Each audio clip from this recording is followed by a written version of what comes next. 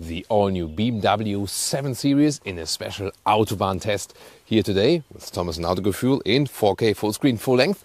Let's go here with this huge new front of this new generation. Well, can you still say double kidney or mono kidney even? It is all over the place actually. Here with a chrome frame around, you can also get a dark look with the shadow line if you like. The headlamps here with a crystalline look, this is actually also an option. And the kidney can also be illuminated if you went for that one. 5.39 m or 212 inches is the length. So only the long wheelbase version now. Before they are differentiated in short wheelbase and long wheelbase. But the short wheelbase version, they weren't sold in so high numbers. And this one here is even grown in length. Then the wheels 19 to 22 inch. These here are 21 inch wheels. And we also have the M Sport Pack today. We see the badge here and overall some sporty elements. Here the frames around the windows, you can get it here in the black one with the shadow line, but you can also just go for classic chrome frames. Technology wise, we can have the rear axis steering. They call it integral active steering. And the rear wheels go in the opposite direction than the front wheels. That really helps when parking in and out, and it's combined with the anti-roll control. Air suspension, however, is standard for every 7 Series, and it goes lower, for example, when you drive faster or when you are in the sport mode, to give you a little bit more feedback. What I appreciate about the rear design is that they went angular, more German Bauhaus style. You can see it here, whereas more and more cars go in a like raindrop, bulb, roundish direction. Also, of course, due to aerodynamics. What do you think? Which design direction would you actually take? Here, the very horizontally integrated tail lamps and also the turning indicators look quite fancy, both in the rear and in the front. You can get this simple key fob, and that's cool because it's just light and easy to control. But you can also get this computer-like key fob where you can also see some visualizations and so on. And another option is also automatic doors. Here you press this one and then you wait a little bit and then it opens automatically. The question is, what happens actually? You can, by the way, also close it manually, and then here there's also a soft close available. What happens when I just stand still here? Am I getting pushed away by the door? There we go. So it stops here. Interesting. So obviously a sensor and not actually acting on contact, which would not be ideal indeed. And then first look at the interior. You can get this crystalline look here. It looks fancy, but it also gets some reflections to the interior. And this is also this crystalline look here. This also integrated with the ambient lighting. We have the M Sport badge here because we have the M Sport Pack. And that is also then together with the M Sport steering wheel, which has this sportier setup here and overall look. Pretty fancy indeed, actually. And the seats, they are animal skin here today. However, the new 7 Series also offers the so-called Veganza material. That's a high-grade leatherette, an evolution of Sensatec, and it would look almost the same and also feels very soft. Actually, even softer than this one here. Then you have nice comfort from the seats. I feel if you compare the luxury segment, the Audi A8 seats are also very good. If you think about the Mercedes S-Class, they are even more voluminous, I would say. There you feel like more sitting on the seat. Here, the thing is that you still feel, yes, luxury sedan, but it also wants to be a driver's car at the same time. But will this work? We'll find out in the driving part. Am I tall enough? Well, is the car tall enough? Here, 189 or 6'2", that still leaves a lot of headroom. And this is then the panoramic roof. However, it's not one you can open. The only thing that you can do is put the shade. Closing the doors also works automatically. When I hit this button here, then magic. Thanks to the inspiration of the Tesla Model X, we can just hit the brake. Interior cockpit overview, really impressive and clean. Not too many real buttons left. Somewhat here at the steering wheel, a mix basically. Here in the basement garage you can very well see how the ambient lighting switches according to the driving modes. That looks really spectacular. And you can also see how it kind of builds up from the side. Wow, really cool. Look at that. Here also this shining effect, it changes a little bit. Or maybe here in the relax mode, that's a little bit more subtle. And when you hit the turning indicators, you can see you also have this interior visualization of that. Digital instruments, clear to read, and you can also adjust the content you want to see in the middle part with this one here.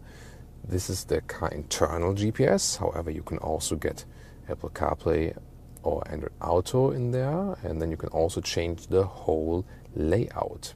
Here you can see the combination Apple Maps from CarPlay and then also in the digital instruments. And for Android Auto, the combination would be Android Auto with Google Maps in there. You can also get a head-up display, infotainment system. You can control it here via touch, but also with the lower control unit. So both is possible. That's good. You have a lot of different apps available. It's somewhat a little bit overload, but you get along with that bit by bit. The visualizations are pretty cool. Here the climate unit is in the screen. I prefer it with a physical knob, but for this solution, it's quite okay to use. However, here with seat heating activation, it's always, too many steps, I think. And when you switch here the My Modes, for example, has also a nice visualization. So on the visual side, pretty cool. But on the user interface, I think it could be a little bit easier. This is the Apple CarPlay integration. That looks quite fancy, doesn't it? And a very spectacular feature is always here the camera cleaning function.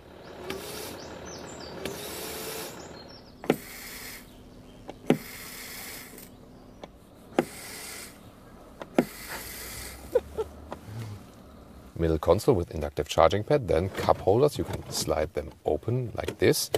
Here this crystalline turning lever for the infotainment system. I would not go for this one because it's just, it looks cool, but giving you reflections. Here the shifting lever is really slimly integrated. For a 7 series, I think it's okay.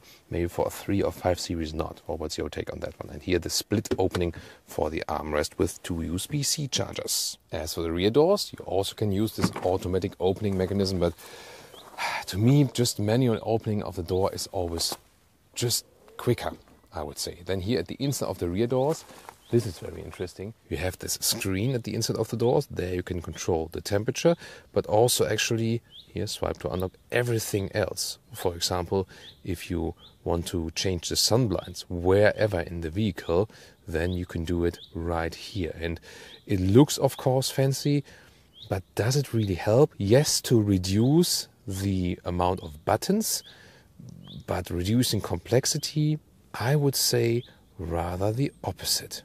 Rear seating area here with the through bench. This is the easiest or base setup. And yeah, why not? This is still a vehicle you should also drive yourself. And even then, you see, you have plenty of legroom left. This is the driver's position I am actually in. And this is very cozy indeed. Just here, the shoulder area, as we know, is typical rear bench BMW that the shoulder space here is sometimes a little bit limited. But overall, you feel actually even caged in, so to speak, but in a good way here already in the base setup. Here, this middle part, you can fold down even in the base version. This is questionable what they thought about that. However, what's quite cool, next to some space underneath with USB-C charging, here you press this button and then you have this folding out cup holder area. That's actually quite fancy. And there is also this executive version, and you can also check it out. We had it earlier, and that is a very impressive thing. You can also optionally get this theater screen here in the rear. Then it's basically integrated in the panoramic roof, and you have this wow effect when you want to watch movies and stuff. However, it's limited. You cannot just plug in your own device there and play some stuff. You're always limited to this Amazon Fire Stick. So I'm not really sure. Most of the time people will use their own devices. Maybe just put some holders here for the iPad and watch movie on your own iPad. Think people will rather do that. It is a large vehicle, but the trunk space is always limited in this segment here in comparison to the size. 540 liters we have here, and the i7 electric would be 500 liters. However, the length here is 115 or 45 inches. That's of course good, but it's really limited in width, especially here in this lower area. You see here, this very lower area, that's just here like 80 centimeters or 30 inches. And you can also load things through, but just through this tiny hatch. As for engines, you get a 3-liter inline 6-cylinder diesel and petrol. based on the 3-liter petrol, also a plug-in hybrid. Then there is the 4.4-liter V8, you can get it in the Northern American market, and the BMW i7, the pure electric version. In an earlier test, we did the i7 versus the V8. Today, it's 6-cylinder time. Welcome to Thomas's Luxury Driving Lounge. That starts today on the German Autobahn. We pick the My Mode selector, put it to Sport, and also here in the shifting lever, the S shifting mode. And this is here unlimited speed on the German motorway. And we start at about 50 kilometers an hour and accelerate it out. Let's go.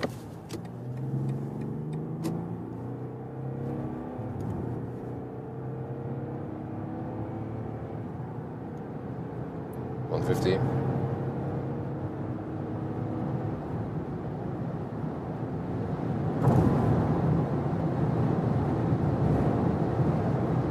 $200 kilometers an hour, 125 miles an hour, and it's so silent in here, so smooth. Still it's accelerating, and it feels like nothing indeed. So it's really like moving a normal vehicle at 100 kilometers an hour. I can normally speak. I don't even have to really raise my voice. Of course, there's more wind noise than at lower speeds, but wow. And air suspension goes a little bit stiffer than in the sport mode. Now on the brakes, yeah, of course, you feel just the weight that is moving. Brakes are good, definitely, you know, and also good feeling in it.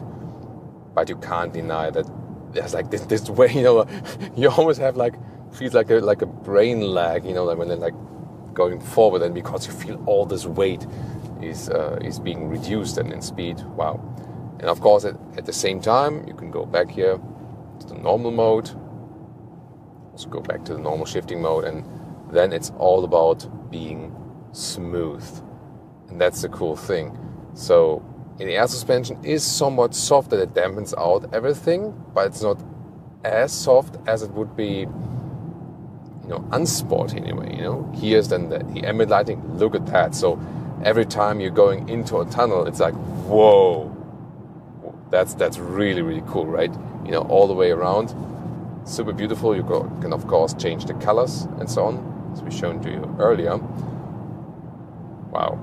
Yeah, you can really enjoy driving every single tunnel here. To me, the best thing about this vehicle is we start with an acceleration, then we went smooth here, enjoying this luxury atmosphere, and it can do both. So although it is this ultimate luxury sedan by BMW, it is still a driver's vehicle. And here, you know, I'm just easing around, and then when I want to do a lane change or something, it still feels sporting. It still feels like a BMW, as it's supposed to be. Steering feel is also good. No dead zone area. I have a good feeling for it. Actually, better steering feel than in the BMW 3 Series, which is not right, you know, but it's still the case. Nice also here the turning indicator. You always feel like, you know, it's fun to use it, you know. Put it in, it has a good haptic feedback. Also how it snatches back in position, that's a lot of fun to do that. And here also left and right combination, that's the thing, you know. Luxury sedan, yes, but still a BMW, still a driver's car. As for assistance systems, here, check out adaptive cruise control with active lane keeping assist. See here a slightly right bend on the motorway. Smooth reactions from the steering wheel. So that is also well done, very sophisticated indeed. And of course there's also blind spot monitor. You've maybe already seen it in the side mirror when someone is overtaking, which is not happening that often when driving this vehicle, definitely. Maybe you've already seen that the ambient lighting also switches according to the driving mode. So when I'm, for example, here, that was like 60 now for 5 meters, and then it's 80 again. Yeah, I don't know. Sometimes German traffic routes are weird. So here going from personal to the sport mode. Of course, you can also individualize it. Look at that, you know, with the it was first time complete, and now it's like this split, the personal color and the red. That's really cool. And here, for example, also like efficient mode. Oh, then it's off actually, because that's, oh no, there we go. So yeah, you can play around with that quite a lot. All my time sticking to the sport mode as shifting mode, and So when we accelerate out from, oh, what's that? Interesting. Small construction site. So almost past it, and one more acceleration we can do from 90. Let's go.